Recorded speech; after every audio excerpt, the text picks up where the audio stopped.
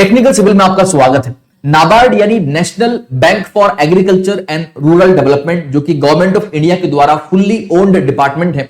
फिलहाल इसी डिपार्टमेंट के द्वारा सिविल इंजीनियर्स और बाकी डिसिप्लिन के इंजीनियर्स को असिस्टेंट मैनेजर इन ग्रेड ए की पोस्ट पर रिक्रूट किया जा रहा है। इसलिए इस वीडियो में हम इन रिक्रूटमेंट्स की बात करेंगे, तो आप इस वीडियो को आखिर तक बिना स्किप किए जरूर देखिएगा। और अगर आपको ये वीडियो पसंद आ जाए तो इसको लाइक और शेयर भी कर दीजिएगा। तो जैसे कि आप देख सकते हो, आपके सामने नाबार्ड की तरफ से पब्लिश किया हुआ ऑफिशियल एडवर्टाइजमेंट ओपन है, जिसकी पीडीएफ फाइल अगर आपको डाउनलोड करनी है तो इसकी लिंक कमेंट बॉक्स में दे रखी है। कमेंट बॉक्स में जाकर इसकी लिंक पे क्लिक करके आप इसकी पीडीएफ फाइल को आसानी से डाउनलोड कर सकते हो।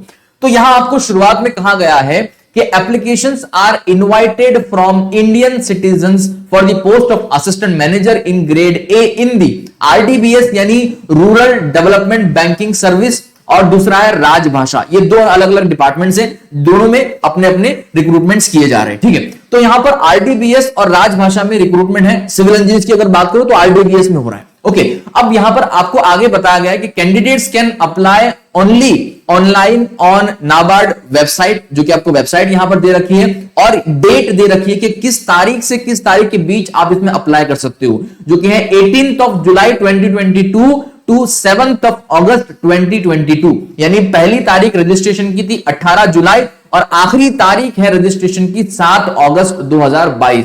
ये दोनों डेट्स आप लोगों के लिए बहुत इंपॉर्टेंट है, इसको नोट कर लीजिएगा। चलिए, इसके अंदर आगे हम बात करते हैं कुछ अहम जानकारी के बारे में। अब देखिए, अगर आप इसके अंदर अप्लाई करते हो और अप्लाई करने में आपको कहीं भी कोई दिक्कत हो रही है, कोई प्रॉब्लम आ रहा है फॉर्म फिलिंग के अंदर या पेमेंट के अंदर या डाउनलोडिंग ऑफ कॉल लेटर के अंदर, कोई भी अगर आपकी कंफ्यूजन है या कंप्लेंट है, तो आप इनके इस दिए गए ईमेल एड्रेस पर अपनी क्वेरी को लिखकर भेज सकते हो। जल्द ही आपको वो संपर्क करेगी। ठीक है, तो ये हेल्प फैसिलिटी आपको पहले ही बता दी गई है। यहां पर कुछ इंपॉर्टेंट डेट्स है, टाइमलाइंस है, जो आपको ध्यान रखना बहुत जरूरी है। कृपया करके इसको ध्यान से लिख लीजिएगा, नोट कर लीजिएगा। चलिए आगे देखते हैं। अब हम वैकेंसीज की बात करते हैं। टेबल 1 है बेसिकली ये। इस टेबल 1 के अंदर आप देख सकते हो, ये सीरियल नंबर 1 है, जहां पर असिस्टेंट मैनेजर यानी आरडीबीएस के अंदर जो डिपार्टमेंट था, रूरल डेवलपमेंट बैंक सर्विस, उसके अंदर जो डिफरेंट वैकेंसीज हैं वो आप देख सकते हो। तो यहां आप देख सकते हैं इस पोजीशन में सिविल इंजीनियरिंग के लिए अलग से पोस्ट है, जहां पर अनरिजर्व्ड आप देख सकते हो 1 सीट है, और उसी के साथ साथ ओबीसी में जो 1 सीट है, और ईडब्ल्यूएस के अंदर 1 सीट है। तो कुल मिलाकर आप देख सकते हो यहां पर 3 वैकेंट पोजीशंस है, इनके ऊपर रिक्रूटमेंट किए जा रहे हैं। अगर आप एनवायरमेंटल इंजीनियरिंग आपने की है तो आप इसमें अप्लाई भी कर सकते हो। यहां पर एनवायरमेंटल इंजीनियर की भी पोजीशंस हैं। ओके, तो कुल मिलाकर सिविल इंजीनियर के लिए ये हमारे 3 वैकेंसीज थी, और राजभाषा है जो कि हमारे लिए नहीं है, तो हम इसमें ज्यादा फोकस नहीं करेंगे। अब देखिए, यहां पर कुछ और भी चीजें हैं। आप अगर एक रिजर्व्ड कैंडिडेट हो, रिजर्वेशन कैटेगरी से आते हो, और अगर आप रिलैक्सेशन की यहां पर तलाश कर रहे हो, तो ये कुछ पॉइंट है आप लोगों के लिए। आप इन पॉइंट्स को पढ़कर अपने रिलैक्सेशन जो भी आपको यहां पर दे रखा है नाबार्ड की तरफ से, आप उसके बारे में सारी जानकारी हासिल कर सकते हो। और मैं चाहूंगा कि अगर आप बैकवर्ड कैटेगरी से हो और रिजर्वेशन की तलाश में हो, तो इन सभी पॉइंट्स को ध्यान से पढ़िएगा इस पीडीएफ को डाउनलोड करके। ओके, चलिए अब यहां पर देखिए, कुछ जो विजुअली चैलेंज्ड या फिजिकली चैलेंज्ड जो लोग हैं जो इसमें अप्लाई करना चाहते हैं, उनके लिए भी यहां पर कुछ रिलैक्सेशन दे रखे हैं, वो भी इसके बारे में यहां पढ़ सकते हैं। जो भी गाइडलाइंस वगैरह दे रखी है बेंचमार्क डिसेबिलिटीज को लेकर, वो आप यहां पर 1 बाय 1 सारी चीजें पढ़ सकते हो। और मैं चाहूंगा इसको डाउनलोड करके आप पढ़ लीजिएगा, आप लोगों के लिए बेहद जरूरी है। अब देखिए, यहां पर थर्ड पॉइंट में आपको एलिजिबिलिटी क्राइटेरिया के बारे में बताया गया है कि आपकी एजुकेशन क्वालिफिकेशन क्या होनी चाहिए 1/7/2022 के दिन। तो पहले यहां पर ए में बता रखा है, a candidate can apply for the assistant manager RDBS के अंदर from among the options given in table 1. It is clarified that the candidate applying for the assistant manager RDBS general cannot apply for another discipline. यानी अगर आप RDBS की किसी एक position पर apply कर रहे हो तो राजभाषा की पोजीशन पर अप्लाई नहीं कर सकते, और अगर राजभाषा में अप्लाई कर रहे हो तो फिर आप RDBS में अप्लाई नहीं कर सकते। ये आपको पहले ही क्लियर होना चाहिए। और भी कुछ यहां पर इंपॉर्टेंट चीजें दे रखी है, मैं चाहूंगा इसको आप आराम से पढ़ लीजिएगा। अब देखिए, यहां पर अगर हम क्वालिफिकेशन की बात करें, आप देख सकते हो असिस्टेंट मैनेजर ग्रेड ए के लिए एजुकेशन या एकेडमिक क्वालिफिकेशन यहां पर बताया गया है।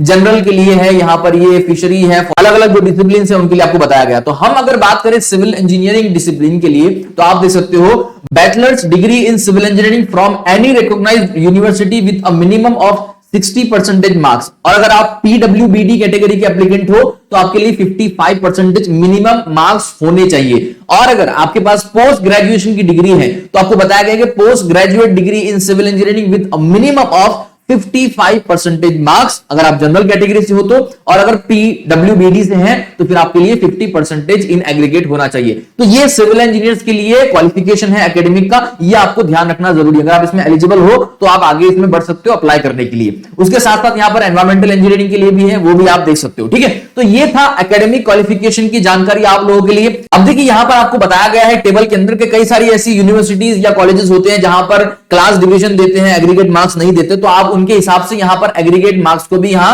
रिलेट कर सकते हो। अगर आपका फर्स्ट डिवीजन आया, फर्स्ट क्लास है, तो आप यहां पर ये एग्रीगेट मार्क्स अपने मान सकते हो। तो इस तरह से आप ये भी इस टेबल का रेफरेंस लेकर अपने क्वालिफिकेशन या एकेडमिक या रिक्वायरमेंट को चेक कर सकते हो। उसी के साथ साथ यहां पर आपको जो है इंडिकेटिव रोल एंड रिस्पॉन्सिबिलिटी या फिर nature of work for technical discipline बताया गया, यानी आपके किस डिसिप्लिन से अगर आप हो तो आपका क्या नेचर ऑफ वर्क रहेगा, वो आपको सारी चीजें बताई गई है। आप देख सकते हो थर्ड नंबर के अंदर यहां सिविल इंजीनियरिंग की जो है डिसिप्लिन भी आ जाता है। तो ये सारी जो डिफरेंट रिस्पॉन्सिबिलिटीज रहेगी, ये आपकी जिम्मेदारी रहेगी। आप इसको देख सकते हो आराम से, वन बाय वन सारे पॉइंट पढ़ सकते हो कि आपके रोल और रिस्पॉन्सिबिलिटीज के अंदर क्या रहेगी। ठीक है, तो इसको आप आराम से पढ़ लीजिएगा। अब एज का क्राइटेरिया आपको दे रखा है कि 1/7/2022 के दिन आपकी जो एज है वो 21 साल से कम नहीं होनी चाहिए और 30 साल से ज्यादा नहीं होनी चाहिए। ये आपको ध्यान रखना है। कट ऑफ डेट है 1/7/2022। ठीक है, ये आपके लिए बहुत इंपॉर्टेंट है। और अगर आप किसी बैकवर्ड कैटेगरी से हो तो आपके लिए एज रिलैक्सेशन भी दे रखा है, ओबीसी के लिए अलग है, SC ST के लिए अलग है, तो आप ये सारे रिलैक्सेशन यहां पर देख सकते हो। अब देखिए बहुत इंपॉर्टेंट चीज ये है कि आपका सिलेक्शन प्रोसीजर कैसा रहेगा। तो देखिए सिलेक्शन प्रोसीजर आपको यहां बताया गया है 3 फेसेस में रहेगा। अब जो 3 फेसेस में सबसे पहला फेज क्या होगा, आपका प्रिलिमिनरी एग्जामिनेशन होगा, और उसके लिए आपको यहां पर डिटेल भी दे रखी है कि आपका नेम ऑफ टेस्ट कैसा होगा, कितने नंबर ऑफ क्वेश्चंस होंगे, कितने नंबर ऑफ मार्क्स होंगे, उसका वर्जन या लैंग्वेज वगैरह कैसा होगा, और आपको टाइम कितना दिया जाएगा। ये सारी इस टेबल के अंदर डिटेल आपको दे रखी है। उसके बाद आपका सेकंड जो फेज होगा वो आपका मेरिट सेक्शन होगा, जहां पर general awareness, eco and social issues होंगे। उसके बाद with focus on rural India, agriculture and rural development with emphasis on rural India, ये आपका एक मेरिट सेक्शन होगा।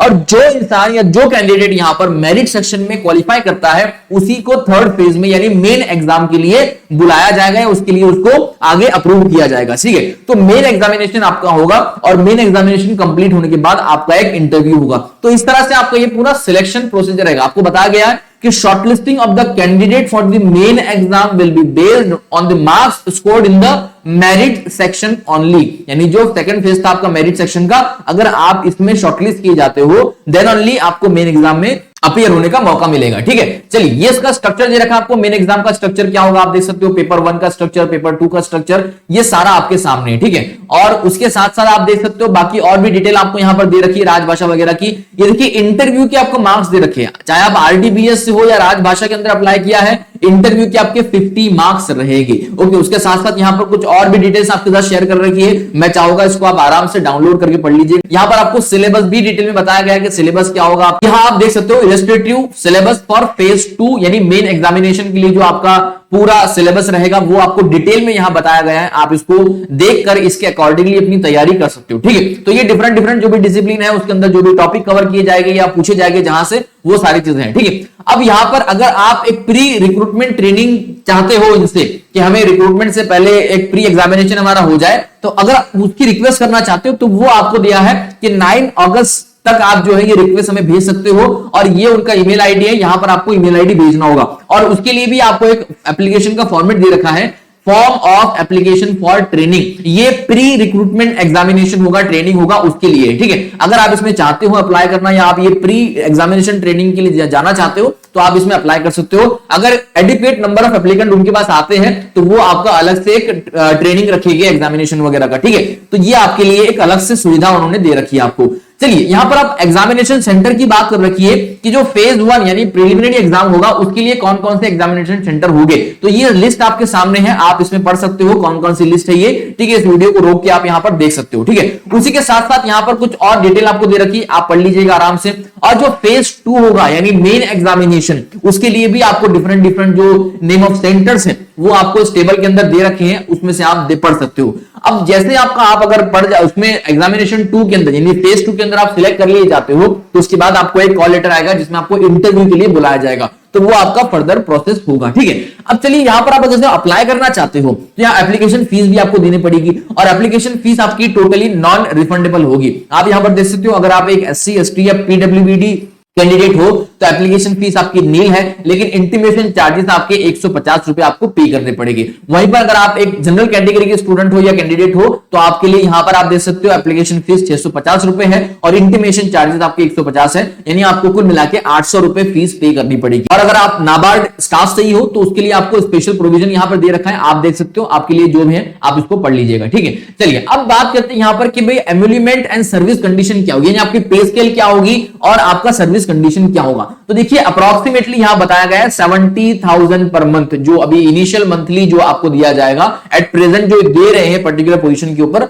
वो 70,000 है। इसके बजाय आपको और भी डिटेल्स आपके साथ यहां पर शेयर कर रखी है, आप इसको पढ़ सकते हो। उसके बाद आपको यहां पर कुछ और डिटेल्स शेयर कर रखी है, आप इसको आराम से पढ़ लीजिएगा, आपके लिए बहुत काम की चीज है। ठीक है, ओके, अब अगली चीज यहां पर आपको बताई गई है हाउ टू अप्लाई, यानी आपको अगर आप इसमें एलिजिबल हो और इंटरेस्टेड हो, अप्लाई करना चाहते हो तो कैसे अप्लाई करना है आपको। तो देखिए अप्लाई करने के लिए आपको ये इनकी वेबसाइट है, यहां पर जाना है और वहां एक अप्लाई ऑनलाइन का ऑप्शन होगा, उस पर क्लिक करना है। चलिए मैं आपको ले चलता हूं, अप्लाई आपको करना कैसे है मैं बता देता हूं। ठीक है, ये उनका वेबसाइट है, आपको इस वेबसाइट पे जाना है। इस वेबसाइट की लिंक आपको इस वीडियो के कमेंट सेक्शन में मिल जाएगी, वहां से आप जो है इस वेबसाइट को ओपन कर सकते हो। यहां आपको राइट हैंड साइड पर टॉप में करियर नोटिस का एक ऑप्शन दिख रहा है, आपको इस पर क्लिक करना है। इस पर क्लिक करते ही आपके सामने इनका ऑफिशियल करियर पेज ओपन हो जाएगा। यहां क्लिक हियर टू कंटिन्यू आप देख सकते हो, लेफ्ट हैंड साइड के ऊपर क्लिक हियर टू कंटिन्यू पे क्लिक करना है। इस पे क्लिक करते ही आपको थोड़ा नीचे इसको स्क्रॉल करना है, यहां पर जो करियर नोटिस है सारी। ठीक है, तो यहां पर थोड़ा नीचे इसको स्क्रॉल करना है। यहां आपको एक नोटिफिकेशन दे रखी है, recruitment to the post of assistant manager in grade A